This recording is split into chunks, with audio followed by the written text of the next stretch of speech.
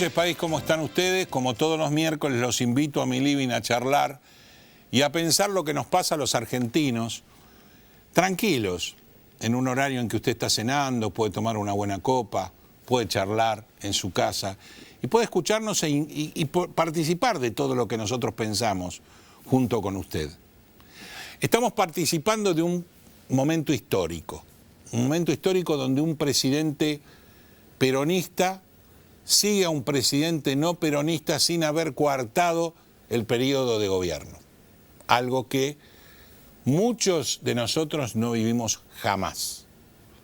Creo que la mayoría. Por ende, si bien estamos hablando de un elemento histórico, estamos también hablando de un país que es muy distinto a todo lo demás.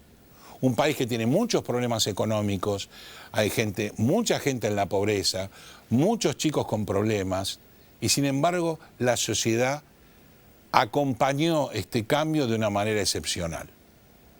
A su vez los partícipes también conciliaron determinadas cosas que habían quedado allá en el debate y allá en las PASO, donde estaban en un enfrentamiento muy fuerte y ya terminó. Uno es presidente y el otro es expresidente. Este presidente nos hizo un raconto de lo que piensa hacer a lo largo de su gobierno. 4 años no le alcanzan, obviamente, pero a su vez habló de la herencia. Una herencia que, si bien es mala, por un lado es muy mala y por otro lado es no tan mala. Algunas cosas Macri hizo bien y muchas hizo mal.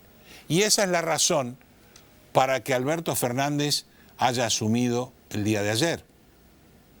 Obviamente, la razón de que Mauricio Macri llegara a la presidencia fue la misma razón para lo que hoy llegara Alberto Fernández a la presidencia, los errores que había cometido la doctora Cristina Fernández de Kirchner en sus candidaturas. No nos olvidemos que había perdido 3 elecciones, una tras de otra.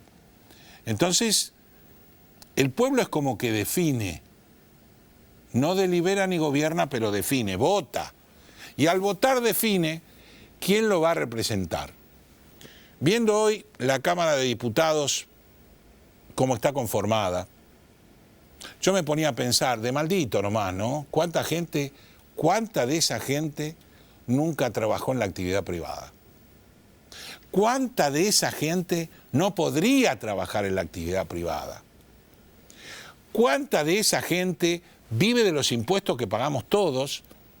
¿Y cuánta de esa gente que dice que siente lo que siente, nosotros nos damos cuenta que no siente nada? Pero bueno, es la democracia que tenemos y que tratamos de contener.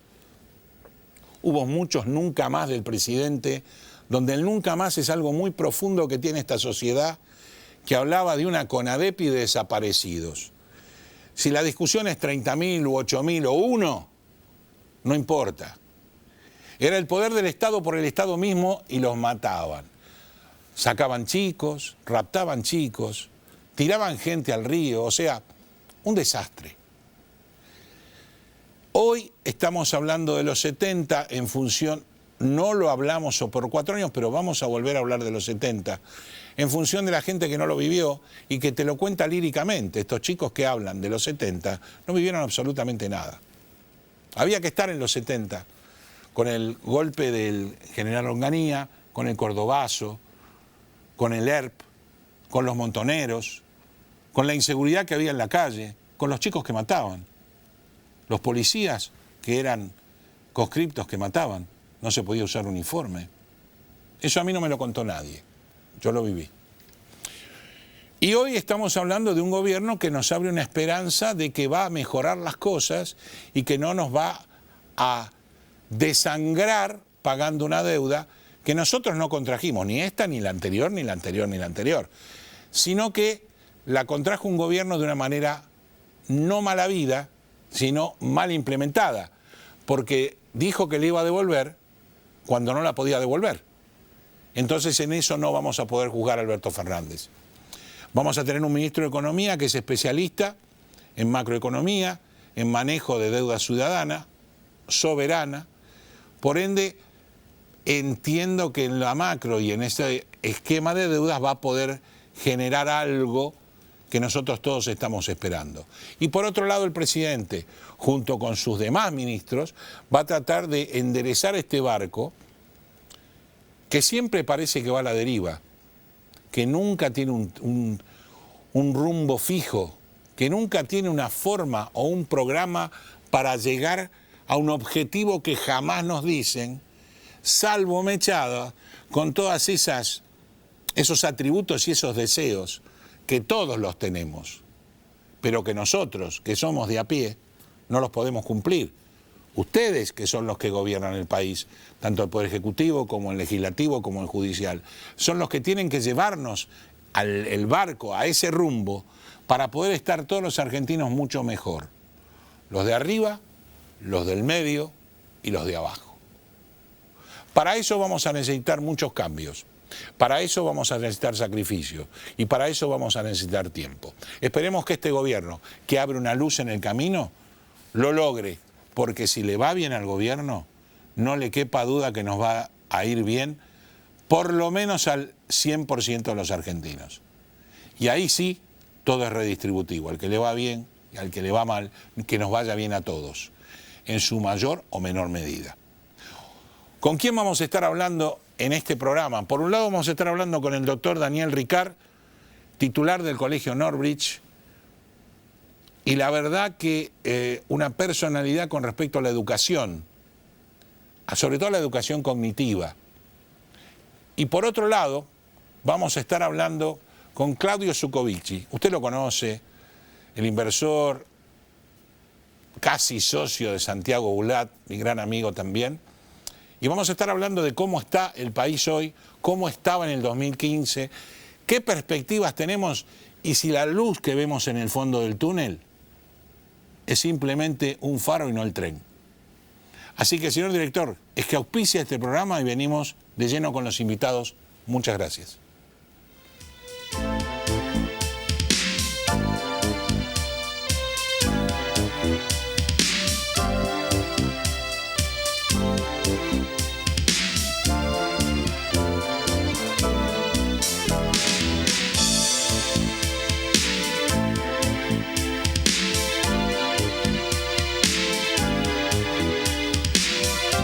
Alianza Group nace ante la necesidad de contar con una empresa confiable para realizar tareas de remanejo de mercadería.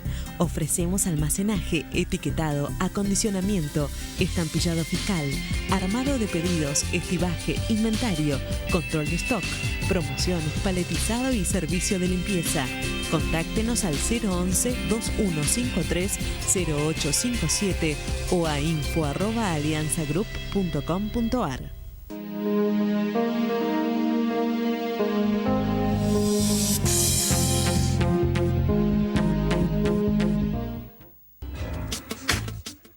Bodega Iacarini cuenta la historia del vino de San Rafael.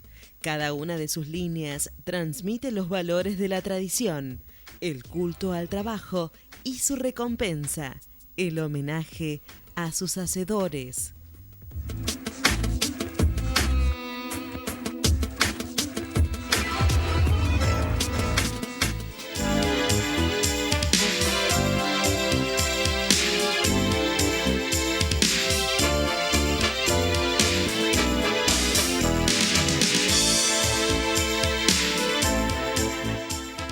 Bueno, primer bloque del programa, en la apertura lo dije, iba a estar con el doctor Daniel Ricart, economista, director en el Instituto Nacional de Tecnología Escolar. Gracias, Daniel, por estar con nosotros. Y permitinos o contanos un poco de lo tuyo, de la institución que tenés, una institución que promovió nada más ni nada menos que René Favaloro, y de el colegio y lo que se practica en ese colegio, que son colegios bastante raros para este país. Sí, es el primer colegio para chicos de alto potencial intelectual. Así si bien vale aclarar que no todos los chicos tienen alto potencial intelectual en todas las áreas. Es importante dejar claro que la inteligencia se modaliza en diferentes estructuras. Hay chicos que son fáciles de detectar porque tienen su inteligencia vinculada con la matemática o con la lengua, que son básicamente los pilares con el cual trabaja el colegio normal, pero hay muchos otros chicos que tienen inteligencia científica, interpersonal, intrapersonal, musical, artística y emocional. Sí, una de las notas fundamentales que tuvimos nosotros es que para el año que viene el 20 o 30% de los puestos tecnológicos no van a poder estar cubiertos. Eso es un problema de educación, es un problema de estudio, es un problema de dirigir el estudio hacia. Sí, tal cual. Yo creo que la capacidad, digamos, el capital humano y la capacidad humana hoy es el gran capital de todos los países. Esto en Argentina no lo terminamos de entender. No. En los últimos 5 años bajamos 4,5 puntos en la medición de calidad educativa en el mundo y comparado con el resto de América Latina en el área de matemática. Entonces, tenemos que empezar a entender, primero, que la sección más importante de la educación es el jardín de infantes. ¿Por qué? Porque el 80% de la capacidad neuronal del cerebro de un adulto se produce ante los 5 años de vida. No es la universidad. ¿Sí? Claro. La Universidad de Harvard, que produjo 12 presidentes y vicepresidentes norteamericanos y 56 premios Nobel, muchos de ellos en economía, empezó con esos chicos, la mayoría además, le cuento, provenientes de familias rurales o urbano marginales, en escuelas que se dedican a explotar y a desarrollar el talento infantil. De ahí fueron pasando a la primaria, después a la secundaria, y ahí conocemos el desarrollo de la historia. Entonces, la educación integral es nivel inicial, nivel primario y nivel secundario. Cada uno con modalidades diferentes. Los chicos del siglo XXI en educación secundaria requieren un nivel de motivación y de creatividad muy diferente al que indican los programas de estudio. Los chicos de secundaria tienen que trabajar con métodos de casos, tienen que trabajar con otra dinámica que les permita transferir a la vida cotidiana lo que aprenden en la escuela, porque si no, les estamos enseñando... ¿Y cuál es la diferencia de tus colegios con respecto a colegios que hemos criticado acá, que están enseñando con métodos del siglo XX, no del siglo XXI? Sí, algunos del siglo XIX. Básicamente la diferencia es que el docente es un conductor de un proceso, no está parado en el pizarrón poniéndole cosas en la cabeza de los chicos, sino que saca fortalezas de la cabeza de los chicos y los despliega en el aula para que todos se enriquezcan. ¿Cómo se hace esto? Se hace con método de casos. Interactuando, además. Interactuando, mezclando a los chicos por edades, donde muchas veces las tutorías de los más grandes juegan un papel fundamental en el aprendizaje de los más chiquitos y también de ellos mismos, porque una manera de enseñar es... una manera de aprender mucho es enseñar. Yo aprendo mucha economía enseñándoles economía política a mis alumnos, que son de 4º, 5º año y tienen 15, 16 años. ¿Y cómo los plantás a estos chicos ante este país, por ejemplo? Bueno, ellos encuentran solos las respuestas. En algún momento he tenido algún conflicto con algún papá que me plantea que... yo les bajo línea de que este no es un país factible y que no es un país que tiene futuro y que tienen que tratar de estudiar en el exterior fundamentalmente para lograr una apertura mental. Después decidirán si se quedan en el exterior o si regresan. El tema es que esto lo descubren solos con estos métodos de casos. Es decir, yo les traigo un método de casos de Harvard, reemplazo los datos y pongo la configuración del programa, si es que había, económico argentino en el año 2016. Y ellos mismos encuentran que un país que no tiene seguridad jurídica, un país que no tiene afecto por su moneda, un país que no es predecible, no forma parte del esquema de países que ellos tienen estructurados por otro método de caso que hicimos antes, claro, que va a ser exitoso. Entonces, cuando ellos ven que Macri dice, blanqueen los capitales que no van a tener más impuesto a los bienes personales, y después dice, no, perdónenme, por un tema de solidaridad lo voy a tener que poner, aunque sea chiquito, 0,25. Y después dicen, no, perdón, lo voy a tener que triplicar al 0,75. Entonces los chicos dicen, bueno, este país no tiene seguridad jurídica. ¿Qué otra cosa? Vamos a estudiar el sistema impositivo de este país. Tenemos la presión tributaria récord en el mundo, tenemos inflación récord en el mundo, vamos a pedir ayuda al FMI, tenemos una pobreza que ronda el 40%, tenemos un gasto público que es el 45% del PBI.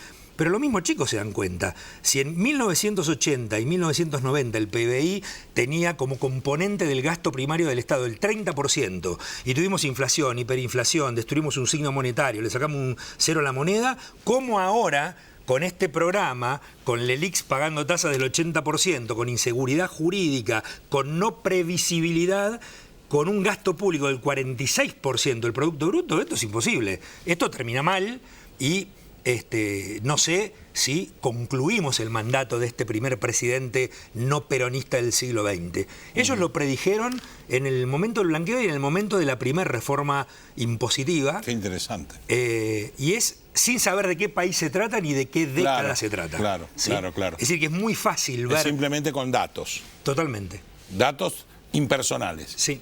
Y vos tenés que sacar las conclusiones. Y bueno, ellos esa es la interacción. Yo no bajo en línea de que es un país que no tiene futuro.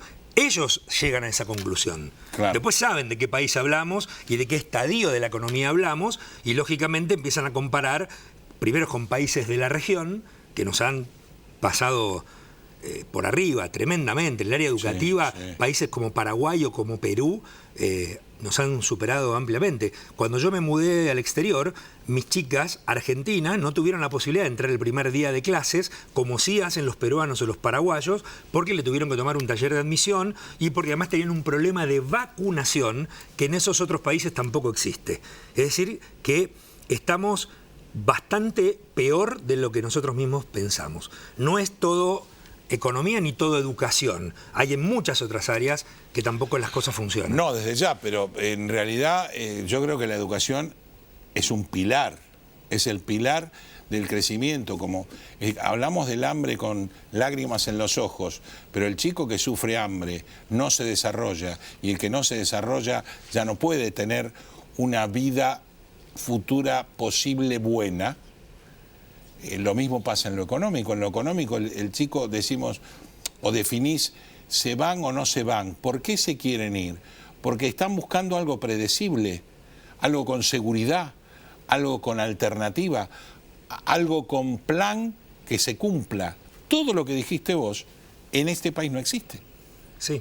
Entonces el chico... Y bueno, eso vuelve al país una hoy, trituradora de talentos. Claro. Ese chico que hoy se siente frustrado, lo terminamos frustrando más. Si no le das el elemento para desarrollarse, para mejorar, sobre todo con la comunicación que existe hoy, obviamente. No podemos hablar de la educación hoy a la educación de los 70, los 80, los 90 o los 2000. El nivel de tecnología que tenemos hoy y de estar en todo el mundo el chico y no saber, también muchas veces no sabe lo que es bueno y malo. Porque las fake news existen y cuando hay muchas fake news y son muchas por todos lados, no sabemos cuál es buena y cuál es mala. Sí, bueno, el tema de las fake news ahora se ha popularizado, pero yo recuerdo cuando yo estudiaba en la Universidad de Harvard, también existían en Estados Unidos y en la década de los 90 algunas fake news y tenía un profesor que me decía el ruido de los hechos impide oír el sonido de las palabras. Y esto es algo que tratamos en el Colegio Norwich de que los chicos aprendan desde muy chiquito con esto de los métodos de caso. La verdad es que si vos escuchás a muchos actores públicos de todo Sudamérica, desde su planteo discursivo, desde su relato, muchas veces te enamoran algunas ideas que están ahí planteadas, pero después, en la realidad, la verdad es que son completamente diferentes. Entonces lo que tratamos de lograr es enseñarles a pensar, y para enseñarles a pensar es, para pensar bien, la información con la que pensamos tiene que estar bien, y la información con la que pensamos la tenemos que sacar de la realidad, del ruido de los hechos, no de los que nos cuentan. Esto forma parte fundamental del proceso de aprendizaje. A mí particularmente lo que me preocupa de la educación es que, como te decía antes, creo que la educación es el capital social de acá a 20 años. Hoy estamos preocupados qué va a pasar en la economía en el mes de enero o febrero, ¿sí? Pero no estamos pensando qué va a pasar en la economía en enero o febrero de 2040. Pero lo que va a pasar en la economía en enero y febrero de 2040, hoy está pasando en jardín de infantes y en la escuela primaria. Claro, es un poco lo que pasa con el tema del mundo y la destrucción del hombre, del mundo por el hombre. Están hablando en las reuniones que tienen internacionales del 2050, cosa que está perfecto. Nosotros estamos hablando de febrero-marzo. Nunca algo más, nunca un proyecto a largo aliento, y eso yo creo que es uno de los grandes defectos del país. Y en educación no podés no trabajar en un gran aliento. porque como vos dijiste, tenés 3 etapas de la vida, la primaria, secundaria y terciaria. No hablemos de que siga un doctorado, más, no importa, primaria, secundaria y terciaria. Y ese es el desarrollo de la persona. Sí o sí. Es que esto se hace en todo el mundo. O lo enseñás, claro, o lo enseñás a pensar, o lo enseñás a nada, a que no haga nada. Y eso yo creo que, yo estoy muy en desacuerdo en cómo se enseña en el país. Se enseña mal. Bueno, hace falta indudablemente una revolución educativa, pero ¿sabes qué? Que tiene que empezar por la pieza más valiosa del escalón del aprendizaje, que es el docente. Sí. No podemos seguir gastando plata en nombrar los ciclos, Totalmente. en lugar de primaria y secundaria, GB y polimodal, gastando plata en reunificar los profesorados en el Unicaba. Todo esto cuesta una fortuna y es superficial y cosmético. Es un océano de 1 centímetro de profundidad. Lo que hay que hacer es trabajar con los docentes. Sí hacen falta modificar algunas estructuras en educación que apuntan a la transparencia. No puede ser que los papás no sepan cómo miden la escuela de sus hijos en las mediciones de PISA o en las pruebas no lo quieren, aprender. Claro que no lo quieren. Algunos no lo quieren. Pero porque yo quisiera saber cómo está categorizada la escuela de mi hijo. No tengo hijos escolares ahora, pero yo quisiera saber cómo está la escuela categorizada de mi hijo, porque me da un poco del parámetro de cómo termina él. Sí, pero además porque nos sirve saber qué escuela funciona bien, y qué escuela funciona mal. Claro. Y la escuela que funciona mal podemos obtener mecanismos de aprendizaje de la que funcionan bien para trasladarlo ahí. Claro. Lo que pasa es que esto lleva concatenado otra problemática. Transparentar la educación implica transparentar la medición de calidad educativa, pero también, en el caso, por ejemplo, de los colegios privados, implicaría transparentar los subsidios que reciben. Y ahí es donde se va a producir un conflicto descomunal, porque el sistema de distribución de los subsidios es tremendamente corrupto y va a dejar en evidencia por qué un colegio que por ahí hasta ni lo necesita, porque tiene una cuota de 20.000 pesos, es jornada simple, está en Avenida Libertador, asisten todos los padres de Palermo, porque recibe 70 millones de pesos por año si en la medición de calidad educativa tenemos un valor que realmente muestra que es un colegio mediocre. Entonces ahí se va a armar un gran lío, y eso forma parte de ocultar también la medición. Lamentablemente, es la corrupción de la educación. Sí. Lamentablemente, si no conocemos cómo rinden los docentes y los mecanismos pedagógicos de distintos distritos escolares y de diferentes escuelas, no vamos a poder ayudar a los que funcionan mal. Gracias, Daniel. Yo creo que es importantísimo el aporte que vos hacés, y realmente necesitamos un cambio absoluto en educación. Pero claro, es uno de los frentes de corrupción que tenemos. Como que los argentinos estamos acostumbrados y eso nunca va a cambiar. Y alguna vez va a tener que cambiar. Sí. Si queremos que el país sea un país en serio. Sí, además hay que darle otro protagonismo. El Ministerio de Educación de la Nación tiene que volver a tener la capacidad de ser un ministerio en serio, porque si no somos un rejuntado de provincias. No puede ser que el artículo 93 de la Ley de Educación Federal se aplique en Jujuy y en Salta, que Mendoza y Cava dieran marcha atrás, que el resto de las provincias no estén haciendo nada. Que cada uno haga lo que quiera. Cada uno hace lo que quiere. Y tampoco tenemos más un sistema nacional de supervisión de educación privada. No podés dejarle a la caja de cada caudillo local que maneje con la corrupción que se le da la gana la distribución de los subsidios a las escuelas privadas, los fondos que se le giran de mantenimiento de colegios que muchas veces no tienen luz, no tienen agua, o que sus techos se caen abajo, y etcétera. Todo esto hay que revisarlo. Y no nos olvidemos que son formadores de ideas, porque ustedes son los que malean el cerebro de los chicos para bien o para mal. Es así. Gracias por haber venido a Economía Ahora. Quedamos a tus órdenes para seguir hablando de educación en el momento que estés en el país o donde estés. Perfecto. Muchísimas Muchas gracias por darnos este espacio. Hacemos una pequeña pausa y venimos a hablar con Claudio Zuccovici de Economía.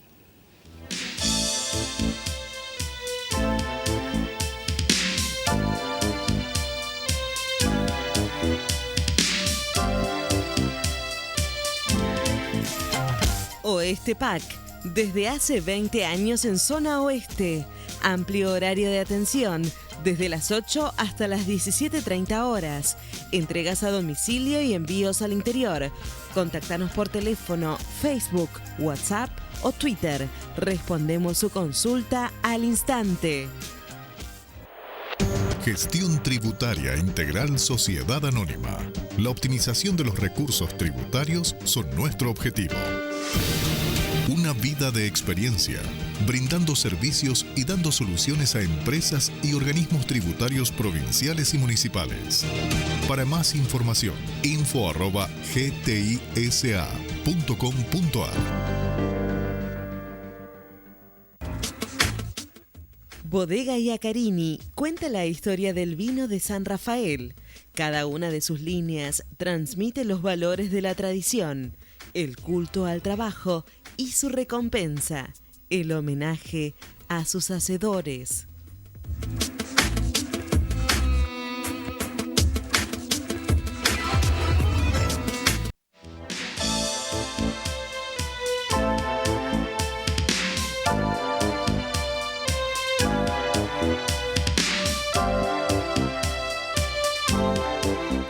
Bueno, segundo bloque del programa, lo dije en la apertura que íbamos a estar con un conocido de todos. Es el asesor de los inversores, Claudio Zuccovici. ¿Cómo estás, Claudio? Gracias. Por eso a los inversores les está yendo mal, pero bueno. No tan mal. Bueno, ojo, sos asesor, no mago. No mago. En un país como este hay que ser mago para poder resolverlo. Bueno, hoy estamos en un día, digamos, posasunción de un nuevo gobierno, con mucha esperanza de mucha gente, con mucha bronca de parte de esa gente, con mucha bronca de parte de la otra gente y con todos los ojos puestos en Martín Guzmán. 2 declaraciones solas porque tiene que asumir como ministro, tiene que nombrar sus laderos y todavía no sabemos para qué va a rumbear. Pero tenemos lo que dijo Alberto por un lado y lo que dijo Guzmán por el otro. Alberto nos habló de fomentar el consumo y poner plata dentro del bolsillo de la gente. Plata que teóricamente nos dicen no vamos a pagar, pero no estaba para pagar tampoco.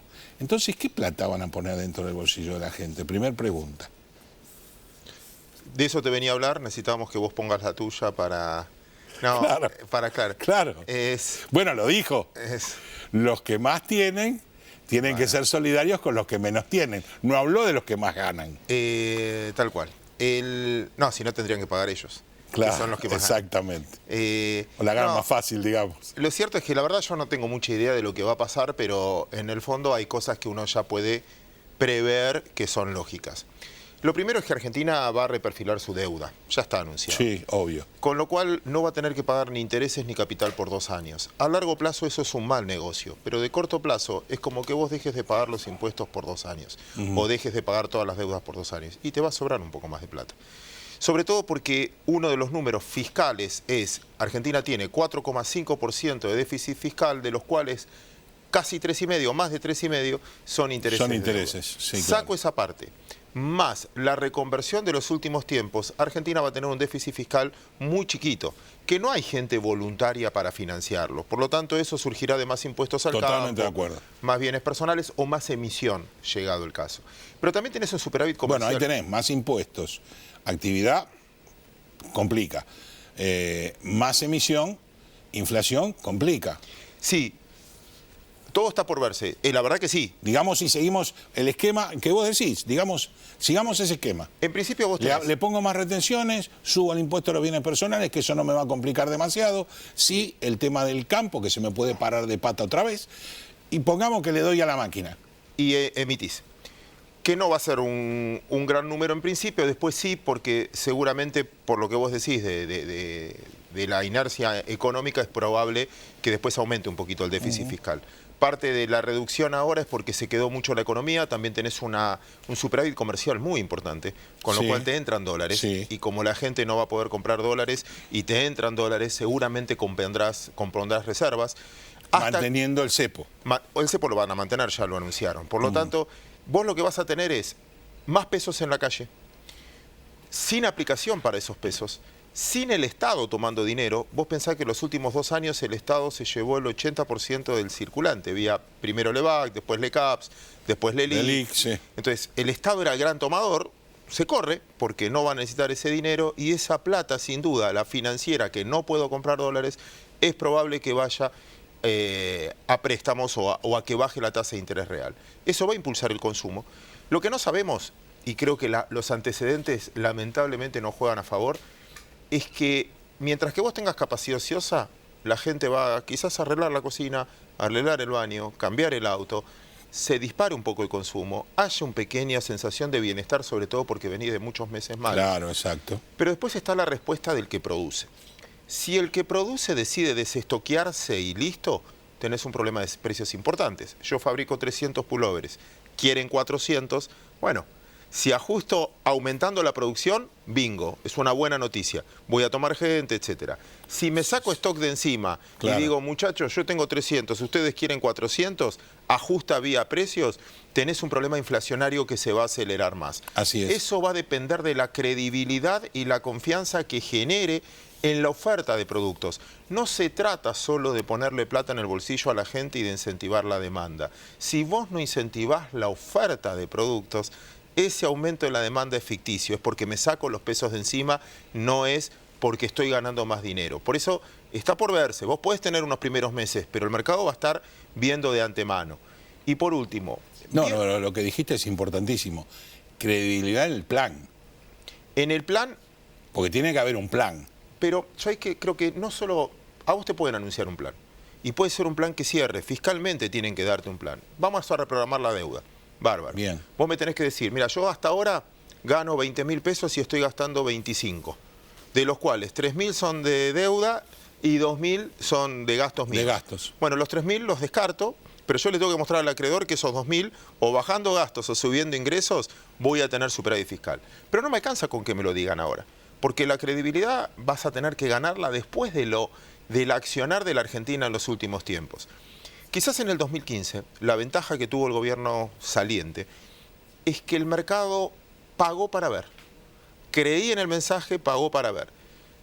El gobierno nuevo, como viene de un antecedente importante durante muchos años y sobre todo el final de su gobierno, más lo que pasó en la Argentina, que perdió mucho prestigio en los últimos tiempos, yo no sé si la gente va a pagar para ver. Creo que primero va a ver, por más que me digan, y después va a pagar. Por lo tanto, al principio podés tener un rebote de la economía, pero después la fuerza va a ser menor porque la credibilidad va a ser difícil. Claro, porque es lo mismo que vos planteabas antes. El PYME, que primero viene de una recesión grave, viene con stocks bajos o medios, va a tener que sacar la plata del bolsillo. Si voy a invertir para producir, para ver qué pasa, también es un riesgo que no tiene espalda, ya no tiene espalda. Es tan importante lo que decís que creo que lo tiene que tener en cuenta en la manera que reprograma la deuda.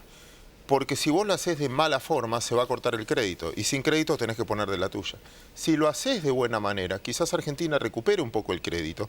Y si recupera el crédito, es probable que como la tasa de interés va a estar por debajo de la inflación, tasa negativa, haya crédito que potencie o apalanque a las pymes. Ahora, vos hablás de una positiva y una negativa. La positiva la tuvimos en el 2001 con la barra de Alboy gritando no pagamos nada. La negativa significa me siento y le digo al fondo no puedo pagar, puedo reprogramar, hagámoslo, digamos, concienzadamente los dos y vamos para adelante. Eso es la buena. Voluntad de pago. Creo que eso es entendible, lo hicieron muchos países, es entendible en la Argentina. Obvio, sí. Pero no es solo la deuda, olvídate de la deuda. Hay un tema las empresas? Hay un tema mucho más preocupante. Cuando vos decís, le voy a poner plata a la gente, ¿la plata de quién? ¿De dónde sale esa plata? Esa fue mi mayor preocupación, por eso fue mi primera pregunta. Le pongo plata a la gente en el bolsillo, jubilados, la gente que tiene hambre, los planes. ¿Y de dónde sale la plata? Por más que sea merecido, ¿de dónde sale la plata? Si esta emisión sin respaldo es un juego de suma cero, lo sabemos todos. Tenemos mucha historia los argentinos para dar cátedra al respecto. Si atrás hay una base de que donde vos presentás un plan fiscal y haces las cosas bien, podés arrimarlo. Pero repito, vos para eso necesitas los bancos que presten plata. ¿Qué plata prestan los bancos? ¿La de los banqueros? ¿Vos te crees que es el dueño del banco el que presta su plata? No, de los depositantes. Sí, obvio. Se fueron el 40% de los depósitos este año. Nunca en la historia había pasado, ni en el 2001 se fue tanto. 40% de los depósitos. ¿Cómo hacemos para que esa plata vuelva?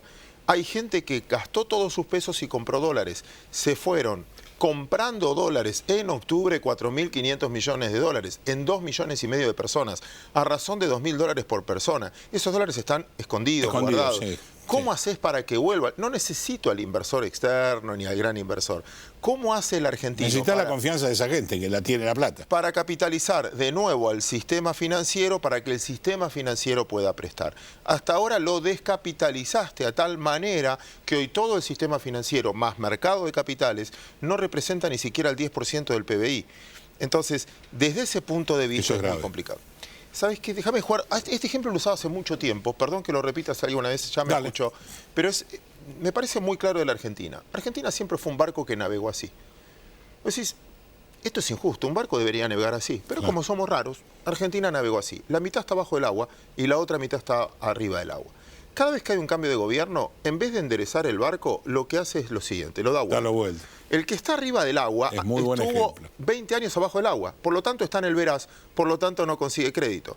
El que está abajo del agua tiene un lindo balance porque estuvo 10 años arriba del agua, pero ahora no tiene negocio. Con lo cual se rompe el vínculo entre la economía real y el mercado financiero. Muy buen Esto ejemplo. es un poco lo que pasó. Muy buen ejemplo.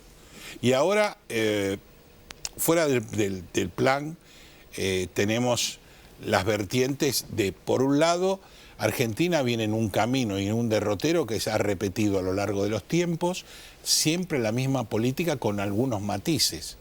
Pues tenemos el plan Bonex, el Rodigazo, el plan Primavera, el plan Alivio, tenemos 70.000 planes, pero realmente el plan Bonex fue directamente un choreo a la gente, vamos a decirlo así.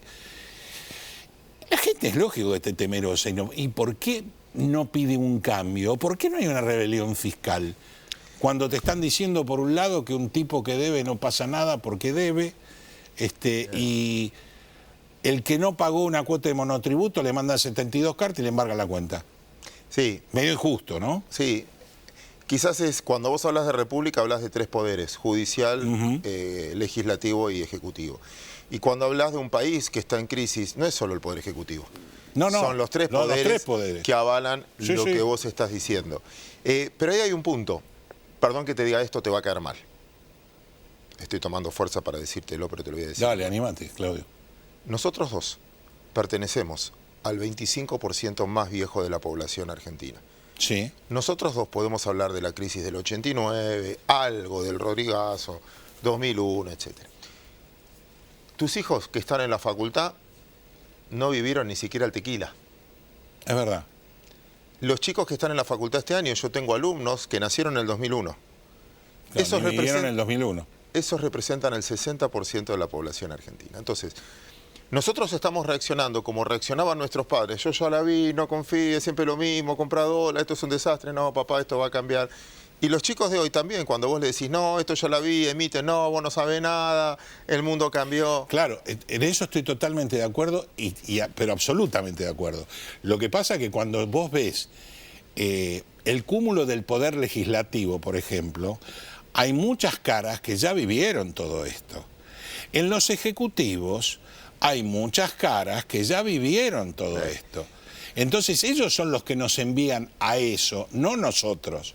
Si no, nosotros no lo haríamos. Igual no lo subestimaría. Y date una vuelta por el mundo. Entonces, cuando vos ves mucha gente en la calle protestando por la desigualdad social, la mayoría son jóvenes. Sí. Entonces, nunca subestimes en el proceso de que vos con una marchita o combatiendo el capital o lo que fuera, podés generar la pasión en personas que no vivieron ese proceso. A ver... No, para nada. Yo estoy de acuerdo con vos. Yo, que ya estoy grande y represento al 25% más viejo de la población, yo no voté en el 83 porque era menor.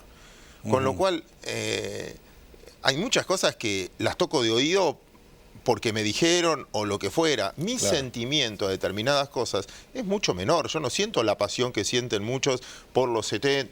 No lo viví, no sé, qué sé yo. Por lo que me leyeron, depende de quién te contó la historia. ¿De quién te lo contó? De quién te contó la historia. Sí. Lo mismo pasa con un montón de jóvenes. Yo no subestimaría eso. Hoy los jóvenes son ciudadanos del mundo. Hoy los jóvenes se comunican a través de la nube. Sí, obviamente, tienen una interacción mucho más profunda que la que teníamos nosotros, que nos enterábamos por un diario. Descríbame Chile. No hay un organizador, no es que alguien podés hablar. Son millones de personas, en la calle, sub 30, que dicen, yo no quiero quedar fuera de este sistema, pero no es que están discutiendo solo un gobierno, discuten sustentabilidad, discuten la manera que consumís, sí, un cúmulo discuten, de cosas, sí. que no es solo el bolsillo, es bastante más profundo. Por eso... Pero ojo que también tenemos clases, como vos decís, juveniles, estudiantes universitarios, si queremos tomar ese rango etario, que tienen otras necesidades y vienen de otro lado. No vienen de la hipótesis de trabajar, el famoso inmigrante que venía y se hizo la casita y se compró el auto. Vienen de otro lado. Sí, todos. Con otras exigencias. Tal cual. En todos los países del mundo y también en Sí, Argentina, en todos los países del mundo. Todos creemos que tenemos más derechos que obligaciones. Y obvio, exigimos que alguien nos dé. Pero nos hace más intolerantes. Y la comunicación permanente, que estoy comunicado en un minuto, no importa si es verdad. El tema es si ese es otro de los problemas. Si me llegó el mismo WhatsApp por 70 grupos a la vez, ya no importa si es verdad. Y eso finalmente nos hace a todos mucho más cortoplacistas. Por eso me parece que tampoco abusaría mucho de lo que pasó de usar la historia o de lo que fuera. No, no hablaba yo solamente de historia, sino de que las políticas económicas que hemos asumido a lo largo de los tiempos son similares. Nunca hemos cambiado la política económica. Vos hablas de un gobierno del centro, uno de izquierda, uno de derecha, todos peronistas de última o los no peronistas, pero hemos hecho una política económica muy similar. Sí, es que en realidad, lo estás diciendo bien, es política económica. La economía es secundaria. Claro. Si vos buscás en el diccionario y hacemos a la gente buscar en el diccionario ahora qué es economía o definición de economía, es la ciencia social, no es exacta, por eso no es exacta, dos economistas con teorías distintas pueden ser los dos premios Nobel, aunque digan exactamente lo contrario. Es una ciencia que teóricamente basa la teoría del valor por la escasez. Las cosas valen de acuerdo a su nivel de escasez. Y la política es la ciencia de distribuir para resolver los problemas de escasez o para equilibrar los problemas de escasez. Cuando vos preguntas, ¿Argentina qué tiene? ¿Un problema de escasez o un problema de distribución? No, tiene un problema de distribución. Bueno, entonces, por definición, su crisis eterna es política, no es económica. Has probado con ministros de todas las escuelas y siempre no va mal. Me parece que no... es asignarle a la economía, insisto con lo mismo, vos decís, macrismo, la economía fue horrible. Bueno, ¿y quién fue el ministro de Economía? Porque en el fondo, antes, en nuestra época, el ministro de Economía se ocupaba de transporte, de energía, de infraestructura y Hacienda. Sí. Entonces, nosotros estamos jugando economía por Hacienda, pero la verdad, déjame decir que lo que se hizo en transporte, en infraestructura, en energía, fue bastante mejor de lo que... Y esto no va a cambiar. Cuando vos ves el nuevo gabinete, vos harás y decís, bueno, cada uno tiene una quintita. Sí, está abierto. Entonces, cuando yo lo describo en mi casa, mis hijos, entre mis 3 hijos tienen un auto. Y cuando todos tienen todo, nadie es responsable de nada. Por lo tanto, el cuidado es mucho menor. Claro, claro, exactamente. Ahora, vos notás que Guzmán va a ocupar un puesto preponderante o, como decís vos, va a ser uno más del equipo. De las medidas que están anunciando, creo que muchas de las cosas van a pasar más por el ministro de Producción, por el ministro de Infraestructura y Energía. Hacienda es la reprogramación de la deuda y finalmente es quien lleva las cuentas de lo que puede gastar o no puede gastar. ¿Qué es lo que pasó con el ministerio anterior? Quizás le asignábamos mucha responsabilidad al que decía, bueno, vos vas a gastar esto o vas a gastar esto, pero finalmente el que fijaba la política económica dependía más de producción, dependía más de energía. Dividirlo por el presupuesto, del poder de chequera que tenía cada uno. Por eso me parece que a veces es nuestra necesidad de comunicar y nuestra necesidad de tratar de contarle a la gente lo que está pasando, simplificarlo en funciones que en realidad es difícil de determinar. Yo no sé si el ministro de Economía, lo más relevante... Reprobamos la deuda, la tiramos por 2 años. ¿Pasa a ser el más importante? Cuando vino el fondo, la subsecretaría ya está, ya se cubrió el fondo. Con lo cual, la tarea importante era si reactivabas la economía a través de producción. Entonces... No, es que realmente es todo un cúmulo de necesidades que tenemos, porque yo creo que estamos mucho peor que en el 2015, cosa que es grave. Hablamos económicamente, ¿no? Sí, estamos mucho peor que en el 2015. Quizás en otros aspectos estamos bastante mejor, pero es preocupante porque vamos a necesitar un montón de frentes en lo económico. Y va a depender de lo político. Yo te compro eso, pero déjame, desde algún punto de vista, como debatir. macroeconómicamente no estás peor que en el 2015. Primero tenés superávit comercial y un año consecutivo, tenés el déficit fiscal bastante menor, endeudado, eso sí es un problema. Sí. La inflación, todos me dicen, es el doble, pero antes la inflación tenía unas tarifas que no eran las reales y un dólar que no era real, valía 9 y un paralelo que valía 16, con lo cual todos me dicen deuda PBI, pero ¿qué PBI tomaba en el 2015? Porque el PBI es en pesos, dividido el dólar a 9 te daba un PBI mucho más alto. Entonces, parte del trabajo sucio se hizo, las tarifas ya tienen el 80% de lo que tienen que valer, antes era el 1% de lo que tenían que valer. El ajuste lo hizo la gente, obviamente. Ahora, vos me decís, microeconómicamente sí estás peor. Microeconómicamente, una pyme, una empresa, sí está mucho peor que en el 2015, primero porque perdió expectativas. Segundo, por el costo de mantener una empresa hoy es más alto que en el 2015. Entonces, si no producís o vendés un poquito menos, te quebrás porque no podés mantener los costos que tenés. Por eso el ajuste lo pagó la gente o lo pagó la micro.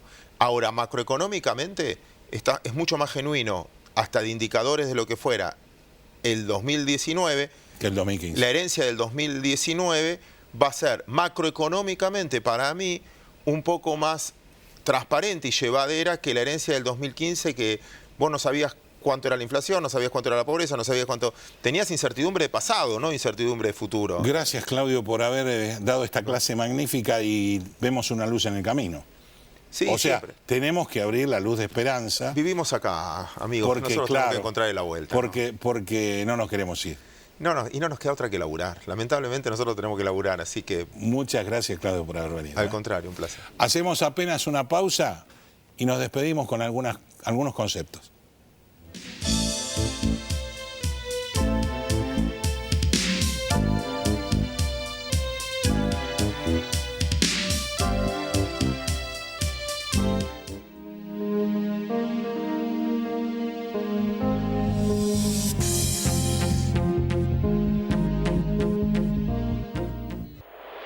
Gestión Tributaria Integral Sociedad Anónima. La optimización de los recursos tributarios son nuestro objetivo. Una vida de experiencia, brindando servicios y dando soluciones a empresas y organismos tributarios provinciales y municipales. Para más información, info@gtisa.com.ar. Bodega Iacarini cuenta la historia del vino de San Rafael. Cada una de sus líneas transmite los valores de la tradición, el culto al trabajo y su recompensa, el homenaje a sus hacedores.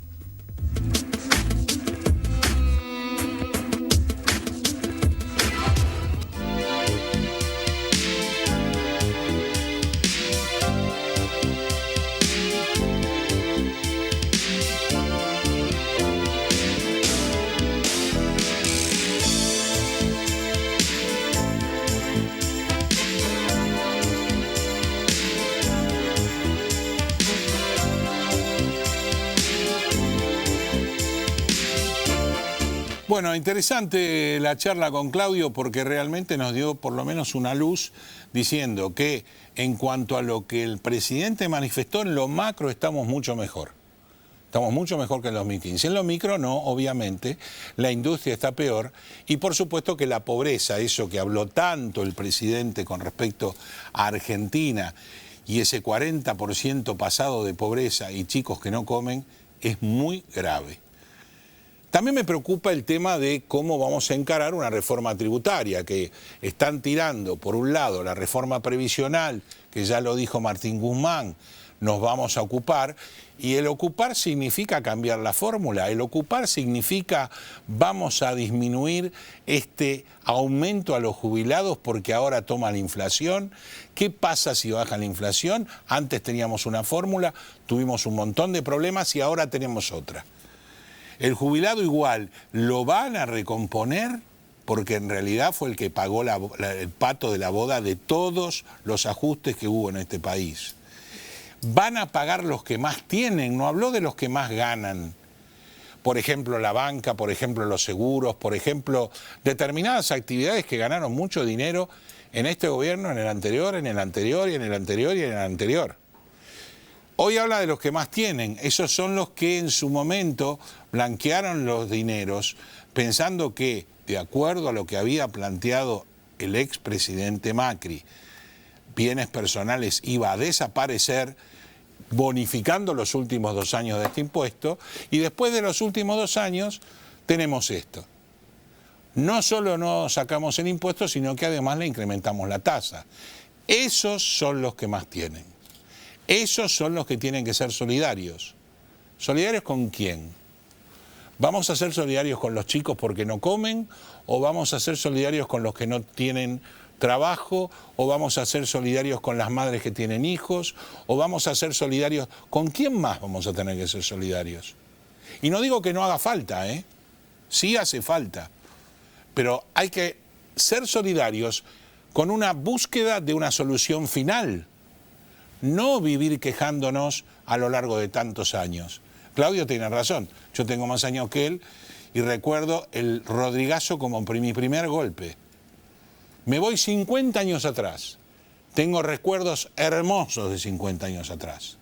Pero también tengo recuerdos tenebrosos de 50 años atrás en cuanto a lo económico, en cuanto a la sociedad, en cuanto a los sufrimientos que tuvimos a lo largo de los tiempos, en cuanto a la inseguridad, en cuanto a la pobreza, en cuanto a muchas cosas que los políticos hablan hoy como si las hubieran descubierto hoy.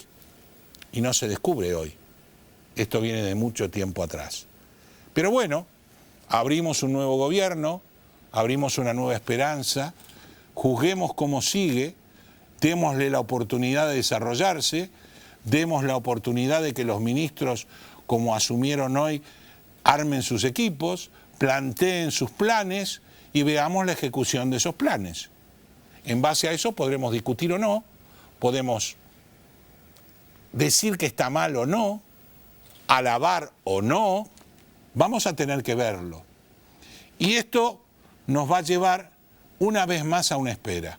Alberto se refirió a problemas de los últimos 10 años, no sé si lo notaron, hizo comparativos en función de lo mal que recibe el gobierno del 2007, 2008 y 2009. Nada más ni menos que 10 años atrás. O sea, habló de un gobierno de la persona que tenía al lado. Y habló de un gobierno de la persona que se había ido. Bueno, ahora le toca a él. Vamos a ver cómo juega el partido y en función de los recuerdos que tienen de sus padres, de Néstor y de Rigui, yo deseo fervientemente que le vaya muy bien, porque si le va mal a él, nos va mal a todos. Con esto me despido, pero previamente vamos a pasar a la obra de arte que nos trae Unzueta Art Collection, que es este hermoso cuadro de José Malanca. Es considerado el más importante paisajista cordobés. Trabajó en Río Ceballos, en su paraíso que se llamaba La Estancia. En sus obras nos muestra las sierras de Córdoba y también el producto de su vida nómade con obras realizadas en México, Perú, Bolivia y también en el interior de nuestro país.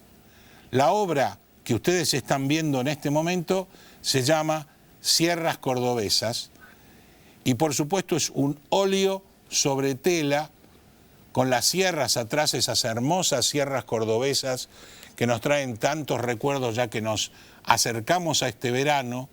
Y bueno, tuvimos un programa para analizar lo que el futuro del país necesita, las realidades económicas que tenemos que cambiar y que no son buenas, y las culturales, las que también tenemos que cambiar, como para poder insertarnos en el mundo que nos exige que estemos allá arriba. Así que hasta la semana que viene a todos, estrenemos gobierno, estrenemos un poquito de fe y charlemos de lo que nos propone este nuevo gobierno. Buena semana para todos.